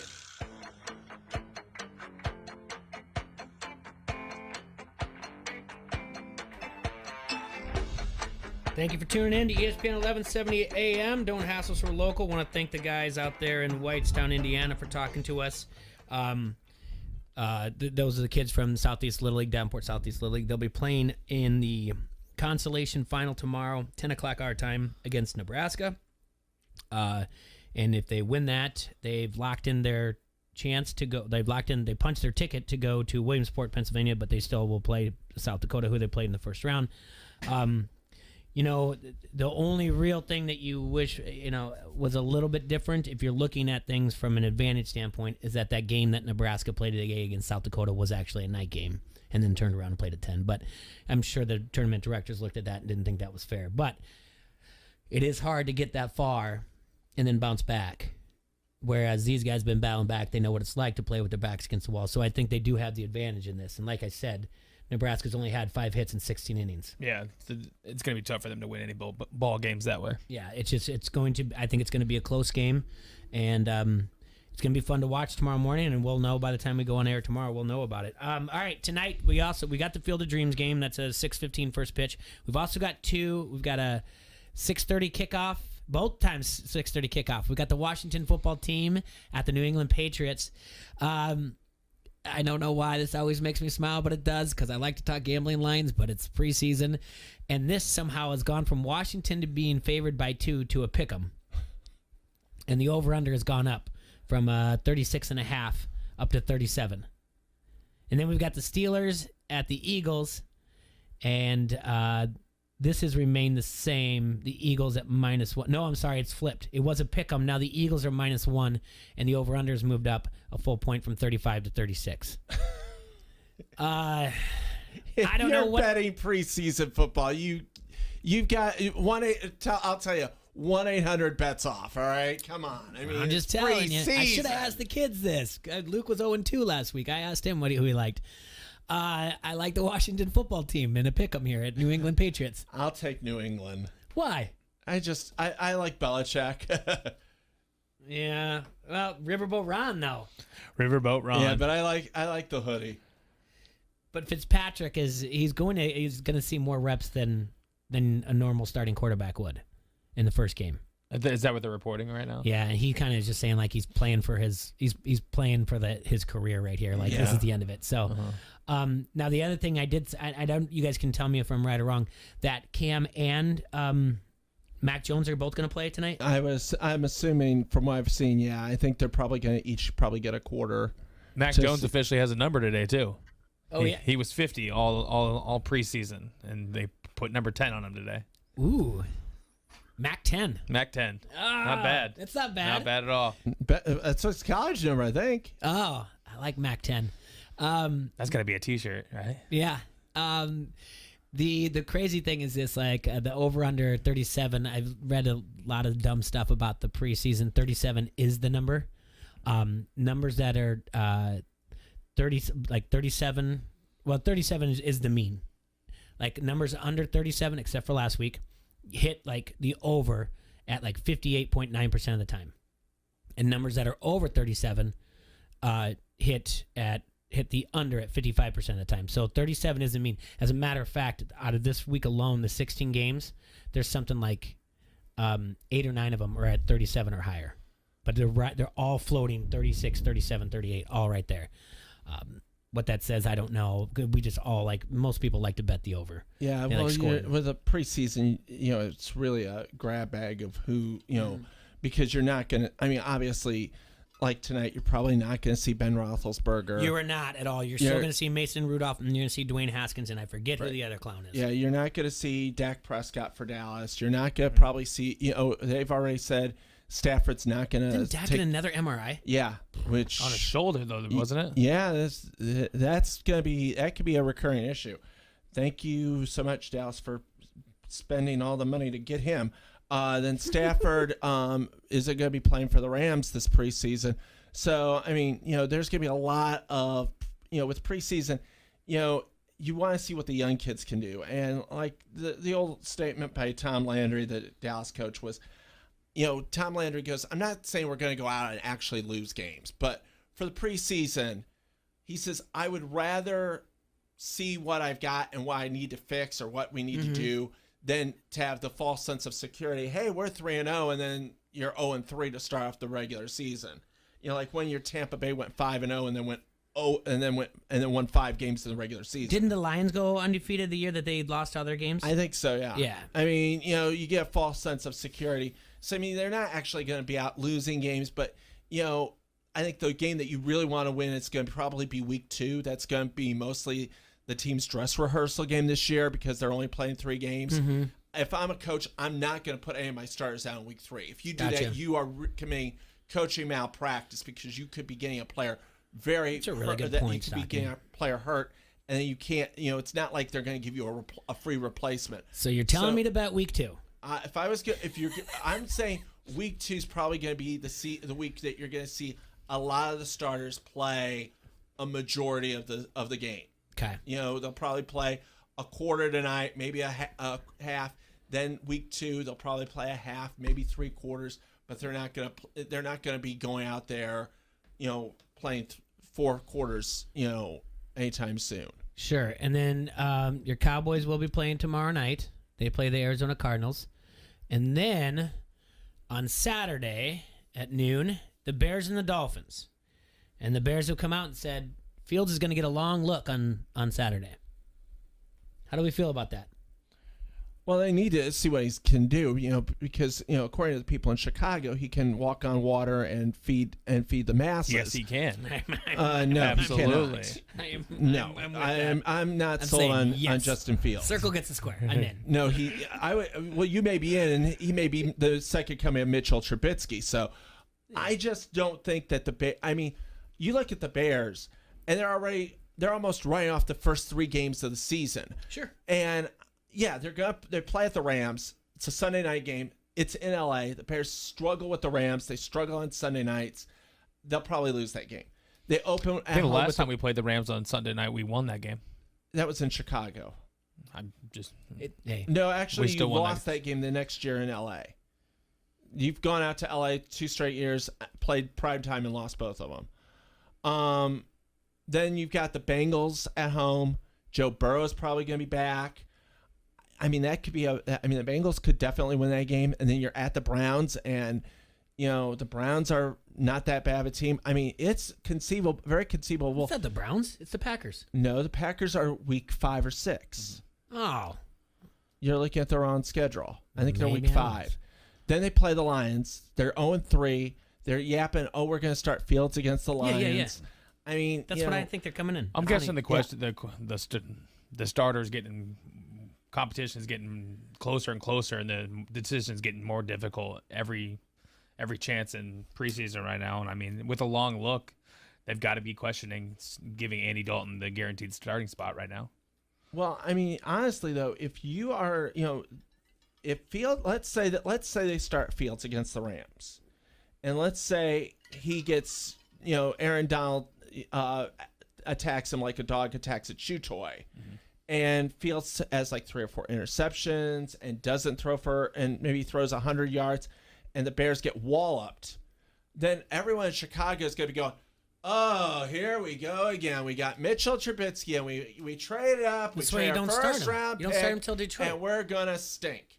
Yeah, that's why you don't start him till Detroit. Or he goes out there and he throws for 300 yards and 3 touchdowns. And Aaron Donald can't catch him because he's so fast. Now I'm back with Adrian. I'm with that. So what's it? You're just making things up, so I can make things up. I just don't think that he's it's going to be your way. I don't. He's not the second coming. But he is. Of Peyton Manning. Oh, he is the best quarterback in the NFL right now. He is not. He's not even close. You sit over there and believe in Dak Prescott. I'll sit over here and believe in Justin Fields. Dak Prescott. I don't think Dallas should have signed him. He doesn't like Dak Prescott. Yeah. Well, call Romo then. What else you got? What? I said call Romo then. What else you got? Gilbert. Well, we got Ben DiNucci. I mean, we'll go up and get a quarterback in the first round next year. All right, you're right. All right, so the Packers is until week 6. So they win at home against the Lions, and they go to Las Vegas, and that could be a toss-up game. He's got 2 wins under his belt. But I mean, the possibilities there more than week 1 through 3. The possibilities there week 4 and 5. I think the Raiders though are a team that could surprise people this year. I'm not I disagreeing with that. think the AFC West is the best division in the NFL because I think obviously you got Kansas City. Mm-hmm. I think the Chargers are real good. I mean, Justin Herbert's a tremendous quarterback. Mm-hmm. I think Denver's going to be good this year. I believe in Drew Lock. I think that Drew Lock is going to be the quarterback in Denver. I think Vic Fangio knows how to coach defense, and then you got Gruden and the Raiders, and I think the Raiders are going to be good this year. I think the AFC West is the best division in football. I think the NFC North this year is going to be the worst division in football. The Bears are bad, the Lions are garbage, the Vikings are never great. And then but I think they'll win the division. And then you got the Packers. You think the Vikings are going to win the division? Yes, I think the Packers are. I think the Bears and the Packers both were in the apart. playoffs last year. Huh? The Bears and Packers were both in the playoffs last year. How can you call the Bears bad? This year, I think they're going to be bad. I mean, who's going to catch? The schedule is tough. Who's Fields going to throw the ball to? Allen Robinson. Oh, he's going to be the only guy because that's all they got. David Montgomery behind the back. He's got new legs. David Montgomery doesn't remind me of David Montgomery doesn't even remind me of Neil Anderson, let alone. They got a good defense, though, but they have a tough schedule. That's the problem. They have a very, very tough schedule. Very difficult. And the Broncos, to your point of the AFC West, they have a very easy schedule. But I do think the NFC West has an argument in yours about which is the tougher division. Yeah, but I think the AFC West and I think tougher. The AFC South would like to raise their hand, too, and say, like, before you start giving it to the NFC North as the easiest, the worst division, the AFC South would like to say, hey, we will mess something up by the time the season starts. The AFC South will have the worst team in football. That's the Houston Texans. Yeah. Houston will be lucky. I think Houston wins 1 game this year. I have them 1-16. I have them eking out a win in midseason. I think it's week 11 against the Jets. And the Jets, I have a team around 500. But I think the Jets will stumble against the Texans because it's the Jets.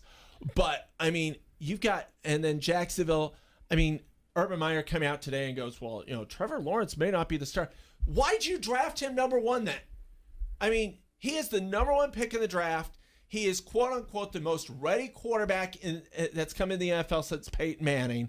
And you're not sure he's going to start week 1? He's starting. Who are you going to start? Gardner Minshew or whatever his name is, who can't even who looks like who was a reject until he got to Washington State. I mean, Yeah, I love him. Yeah. He looks good. Now, here's the thing. When I'm going back to the AFC South, and we can go round and round with everybody whatsoever, but I don't know what the Colts are thinking by trying to rush back Nelson and Wentz. I don't know what they were thinking getting Carson Wentz. Well, it's the whole Frank Reich thing. I mean, Carson Wentz is a chandelier. All right. Sure. I mean, this guy is so fragile that I think he has to travel with packing tape when he drives to the facility. Because he's handled with care. Here, look at this. Listen to the first 5 weeks for the Colts. At home against the Seahawks, that's a very losable game because he's not. I just don't think they're going to be. Those two are going to be 100%. Russell Wilson usually wins the opener. Okay. Then they're at home against the Rams. That's a loss. Then they go to Tennessee. Loss. Then they go to Miami. That may be a win because Tua could be benched by then. Then they go to Baltimore. Loss. It could be a win. I don't think they win at Baltimore. But it's at Baltimore. It's not a blowout game. Lamar could get hurt or he could get COVID again. Mm-hmm. And then finally, week 6, the Texans. Okay, that's a win because the Texans those first 5 weeks, I mean, it might even be worth it. Just be like, no, just sit out. But you don't want to start where you're at 1-4, 2-3. I just don't see those wins, especially if they're not 100%. Yeah, and it gets a little bit easier after that. They do have to see the 49ers at San Francisco after that. They've got a tough schedule. Yeah, but here's the thing: even though Frank Reich knows Carson Wentz last year was not anywhere near the same quarterback he was when Frank Reich was was the offensive coordinator in Philadelphia. I don't think he had the playmakers around him either, though. But there's a lot more playmakers than Andy. A lot more quarterback. He didn't have the line that the Colts have, though, either. They got a great line. They got a great set of playmakers. I think he's got. But with nobody around you, you're not going to be the same quarterback. I just don't think he's that good of a quarterback. I think that it was a lightning in the bottle, and the lightning's gone from the bottle. And I mean, Carson Wentz to me is a broken quarterback. I think he's a lot better than that. I'm not sure that Frank Reich's going to be able to put him together. I mean, everybody loves a comeback story, though. I think he's worse off than Humpty Dumpty. Well, the Kings are all Frank's horses and all Frank's men. Yep. Couldn't put Carson Wentz back together again. So, yeah, I think going back to the original question, I don't think it's a bad idea to give Fields a long look, but if he does well in preseason, you're starting that problem. There's going to be a lot of questions. The pressure's going to be on Matt Nagy to play him. And I mean, in order to get to this point, there already has to be questions going on. Mm-hmm. For him to see a long, set. Here's the thing, though: if the Bears start out, you got to wonder if Matt Nagy's going to be there the whole year. Because if the Bears start out bad, I love me some hot seat talk. They're gonna. He's already on one of the hottest seats in the NFL. We've seen the Bears in the past be loyal to people though throughout the season. The Bears have never fired a coach in the season, but there's always a first time. Yeah. The Giants. There's a first time for Justin Fields to go out there and go 18-0 or 17-0. Yeah, he's sure. not starting till week 4. But the Giants did that. Remember, the Giants fired McAdoo. The Giants had hardly ever fired a coach. It had been many years since they had fired a coach in season. Bears have never fired a coach in season. Matt Nagy could be the first. So the plan is, and this is Nagy, that Andy Dalton's going to do 1 or 2 series, and then Fields is going to take it into the third quarter. So he's definitely going to see action, in the first, second, and into the second half. Yeah, and then they're going to give Nick Foles the keys for the last quarter and a half. Yeah, that sort of. I'm not sure Nick Foles would be like, come on, I'm a veteran. I don't even think Nick Foles is ready to play. I didn't even know Nick Foles was at camp. The only time they brought him up is when Carson Wentz got hurt. That poor guy. Not really poor guy. He's rich. But, yeah, he's a rich poor guy. Yeah, but there's some interesting things. So you brought up Lawrence, and I don't know what Urban Meyer's is trying to be smarter than the next person or whatever else. He's been in the media for a little bit. He thinks he's smarter than he thinks he's smarter than anybody. And probably wants to start Tebow. Probably. Yeah. I even said it wouldn't surprise me if Tebow is at the start. Maybe Tebow's going to be the starter week 1. Got to be listed as the emergency quarterback, right? I don't know. And is there what do you think about in San Francisco? Like Trey Lance? if they go with Trey Lance, I mean, Jimmy Garoppolo is probably the best. I'm not sold on Trey Lance. I just don't think he's that great of a quarterback. But then again, I'm not sold on Mac Jones. But I just don't think that Trey Lance is going to lead San Francisco. You've got Jimmy Garoppolo. If San Francisco was smart, they would have traded. If you're that high up on Lance, then they should have traded Garoppolo to like New England or somebody after, while the draft was going on, and they didn't do that. So obviously, if you don't play Garoppolo, and Lance starts out 1-0, 2-0, yeah, they're probably going to think about trading Garoppolo. But 2 games does not make an NFL season. No. I mean, I've seen quarterbacks, come in to the league, do really good the first couple of games, and then all of a sudden, they're out. They've lost their job in week 6 or 7. I mean, look at Joe Gilliam back in the day. Who? Jefferson Street Joe Gilliam. Who? Yeah. The Steelers benched Bradshaw. Okay. For Jefferson Street Joe Gilliam in 1974. He started off red hot, and then all of a sudden it's like, ooh, he's not doing well. Let's go to Bradshaw. Oh, a little slap on the wrist, I guess. I don't know. Yeah. Is there any other quarterback controversies out there? I mean, Mac and Cam. What do you think of that? I think New England. I think they're going to go with Cam. They'll probably try and groom Mac Jones. Mm-hmm. The thing is Belichick has won with a unknown at quarterback. Matt Castle, sort of Tom Brady. Mm-hmm. Yeah, that's true. So I mean, is there any talk about the Teddy Bridgewater and Drew Lock?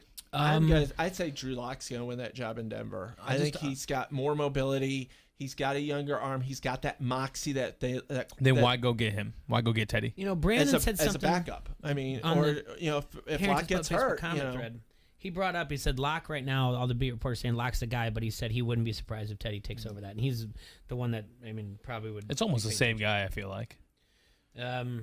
I think Lock's younger. He doesn't have the catastrophic leg injury that Bridgewater had, and I think Lock's got moxie. Now Bridgewater is a very good quarterback, is a decent quarterback. I wouldn't say he's great, but I wouldn't say he's garbage. But I just don't think that Bridgewater's going to overtake Lock for the job. And here's the thing. Vic Fangio is probably coaching for his job. If they don't have a winning season this year, he's done. And John Elway is under a lot of pressure in Denver also. I think the other thing that you could see is it's going to be interesting to see if Phillip Rivers plays in December or January. If a team is got a quarterback that gets hurt, that's so dumb. Hey, Phillip Rivers is a good quarterback, and he said, hey, December or January, if you're like, let's say Kansas City. Let's say Mahomes gets hurt, knee injury, and you're not and you don't feel confident that Chad Henne's going to lead you to the promised land. I think they'll be Andy Reid will be calling up Phillip Rivers saying, "Hey Phillip, you want to come to KC? I mean, you want to bring you want to expand the Kansas City electoral and you're not college doing vote? your job, making progress with anybody on your depth chart. You're just not doing your job." Getting anybody ready to step in, next man in, the next QB1, instead that you make the phone call. That's it. That's. I think they're gonna. I mean, if you got Phillip Rivers is a Hall of Famer. You are halting progress by making that phone call. Are you going to put a kid that's never all right. I'm Dallas, and Dak Prescott gets hurt, and we're on the we could be in the playoffs. Are we going to go with Garrett Gilbert or Ben DiNucci or Phillip Rivers? I know as a Cowboy fan, I want Phillip Rivers. I don't want Garrett Gilbert or Ben DiNucci playing terrible and going and killing a chance to go to the playoffs. I think, especially if you're like Jerry Jones, who really needs to get Dallas into the playoffs and have them maybe get to a Super Bowl to sort of restore part of his legacy. He's going to make that call to Phillip Rivers. He's not. I don't care what McCarthy says. He's going to make that call to Phillip Rivers because Dallas cannot miss the playoffs if they're at the verge of the playoffs, and then Prescott gets hurt, and you've got Garrett Gilbert and Ben DiNucci trying to trying to shepherd them into the playoffs, it's not going to happen. Then that's a reflection on your coaching staff and your It's also a quarterback. They can't do reflection on the fact that you Garrett don't have Gilbert. the money to go get a replacement. It's Okay, not then like that's back in the day. Then how do they when have the money to Dallas go had get Rodney Phillip Rivers? Pete, How when do you have the money to go get Phillip Rivers? He's not going to sign for the veteran minimum. He will. He will not. He will. He's not. He's got mouths to feed, bud. Yeah, he's got 9. He's got mouths to feed. By that time, it might be 10. Yeah, exactly. But You never here's know. the thing with Dallas. This isn't back in the day when you had when you could go get a Bernie Kosar or a Rodney Pete. Dallas, one year, Aikman got hurt. They went out and got Bernie Kosar because they were not confident with Clappy, who's up in New York, who was the former coach. Garrett. Yeah, Jason Garrett. Yes, Clappy. I call Love him it. Clappy. Yeah. Coach I like that. being the clapper, I call him, being the guy to lead them. They went and got Bernie Kosar, and then Aikman got better and came back. But they went and got Bernie Kosar. They went and got Rodney Pete. This isn't like that back with the salary cap. It isn't like that now. You can't go and pay 2 quarterbacks a boatload of money because then you won't have enough to get a team. Yeah, well, I guess maybe didn't draft better, so then you can get him in the league for a rookie contract. All right, let's switch over because we're going to keep going until about the 55 mark, and then I'll do commercials because we have to do those. You mentioned Nagy. I want to talk about the hot seat because it's one of my favorite things, and I'm going to try to push the Elite Sportsbook to make a thing to bet on who gets fired first. There's a lot of first and second year coaches in this league right now, even third year coaches, right? Right. Yeah. So that's not easy to do, especially first year. It'll happen sometimes, but not often. Yeah, look at Arizona. Yeah. Okay, I'll just go down the list right now. And you just mentioned Arizona, but I'll go alphabetical. Cliff Kingsbury. This will be his 3rd year as a head coach. He's currently 13, 18, and 1. If Arizona gets the playoffs, he's all right. If they lose, if they have a losing record, he's probably gone. Okay. He's definitely the coach next year. Yeah, in my think opinion. so. Yeah. I don't think he's in any trouble right now. I don't think it's warm. The seat is not warm for him. First year coach, Atlanta Falcons, Arthur Smith. He's cool. Yeah, he's safe. Baltimore Ravens, John Harbaugh. Been there since 2008. I think he's safe because he's built up a lot of credibility. But if Baltimore has a horrible season, I could see him gone. Another coach that I think is going to be the coach of the team next year, but next year will be his hot seat year. Okay. Sean McDermott's fine in Buffalo. Mm-hmm. Yeah, Buffalo. I've got Buffalo winning the Super Bowl this year over Seattle. All right. Oh, I need to look up the odds for that. Panthers, Matt Rule, 2nd year, 5-11. He's safe. fine. And then you have Matt Nagy. He's going to be safe. Because of the Bears trying to stick to tradition, the way they've done things. Zach Taylor in Cincinnati, this will be his 3rd year. If they don't show market improvement, he's done. 6-25-1. Yeah, you're going to have to be at least 500. Stefanski, he's going into his 2nd year. He's fine. He's safe in Cleveland. Mike McCarthy. If Dallas struggles, he's gone. Yeah, they can't lose again. I think I could see him gone at the bye if they're like one. If he or loses 2 Dak wins. Prescott though, again, it's going to be tough for them to really justify the firing, but it'll still happen at the end of the year. Vic Fangio in Denver. They have to have I probably have to make the playoffs for him. Same for Zimmer in Minnesota. Playoffs are bust. Okay, we'll get to them. Dan Campbell's fine in Detroit. Yeah. He reminds me way too much of that guy actually more the guy in Minnesota. Is this his first year? Yeah, he's a row the boat guy. He's like, rah, rah, rah. Bring it. We're gonna bring in a real lion. I feel like I feel like he's, they like to change coaches there. They sure do. They You're really right. do. He does have And a quarterback. I'm not saying Yeah. I'm not saying that I don't know. Is that rah going to be too much for some of the owners? Is that quarterback If though? you don't improve Well, drastically, It's the Ford family. I mean, it's also his first year. So Yeah, but you just said. I mean, they traded for the quarterback, right? yeah, Jared Goff's though terrible. Is that more of a ego from the general manager, who was the one that head of recruiting when he drafted Goff at L.A.? I think that's an ego thing. Yeah, an ego thing, and hey, maybe we can win. Well, Stafford, we haven't won with Stafford, so maybe if we bring in Goff, we can win. Matt LaFleur's not going anywhere at Green Bay. No. Not unless Aaron Rodgers, not unless general manager Aaron Rodgers wants him gone. I will tell you this: the seat is warm, and that's a first-year coach, and that's Houston Texans' David Culley. That seat is warm because they're going to figure out that general manager that they have, who's like that Appleby guy, who's crazy, and he's the one that hired him. That's when that all goes down. That dumpster fire. David Culley's job right now. He's on a hot seat. I can't. I mean, he hasn't even coached a game. Doesn't matter. That's happened before. He has If the been GM given goes, a, then he's going. He's been given a raw deal. Oh, absolutely. Oh, yeah. But you can't. You don't. I'm telling you. Once you get a new GM, the GM wants this guy. Yeah, I think this guy. I think he's on a warm seat. Warm. It is. Frank Reich's fine, and he actually just got signed an extension. Sort of the GM in Indianapolis. Urban Meyer's fine. Andy Reid is fine. John Gruden's fine. Chargers Brandon Staley, first year coach. He's fine. Sean McVay at the Rams is fine. Brian Flores is fine. Zimmer, not fine. No. Zimmer's in big trouble. They have to go to the playoffs or he's done. He's probably leading right now. This will be his last year. Yeah. Belichick is fine. Peyton's fine. Joe Judge is fine. Robert Saleh in New York, first year, he's fine. Nick Sirianni in Philadelphia, they'll give him a year. Well, hold on. Yeah. The only thing with Judge is if New York goes bad, he might, with that fight that they had. Okay. He might have lost the locker room on that. We don't know. I mean, I'm not saying he has, but if they start off 1-4, 1-5, people are going to keep saying the locker room, and they're gonna point to that and say he lost the locker room. The thing is that I'd be shocked if he lost locker. They love him. I know, but the players love him. Every reports are that they love him. Right, but I'm just saying from reports that I saw in the media, there were some people that said that yes, in front of the cameras, oh yeah, we're fine with that. We love it. Yeah, but behind the scenes, they were like, why are we? This is not. Okay. I mean, and it's never good to have your quarterback. Although Daniel Jones got a lot of credit in that locker room because he went and fought people. Now, the one thing I do want to mention is Joe Wieskamp. Yeah, has not been shooting very well in the NBA Summer League. Okay. He was in that first week of games. He was 1 of 12 from beyond the arc.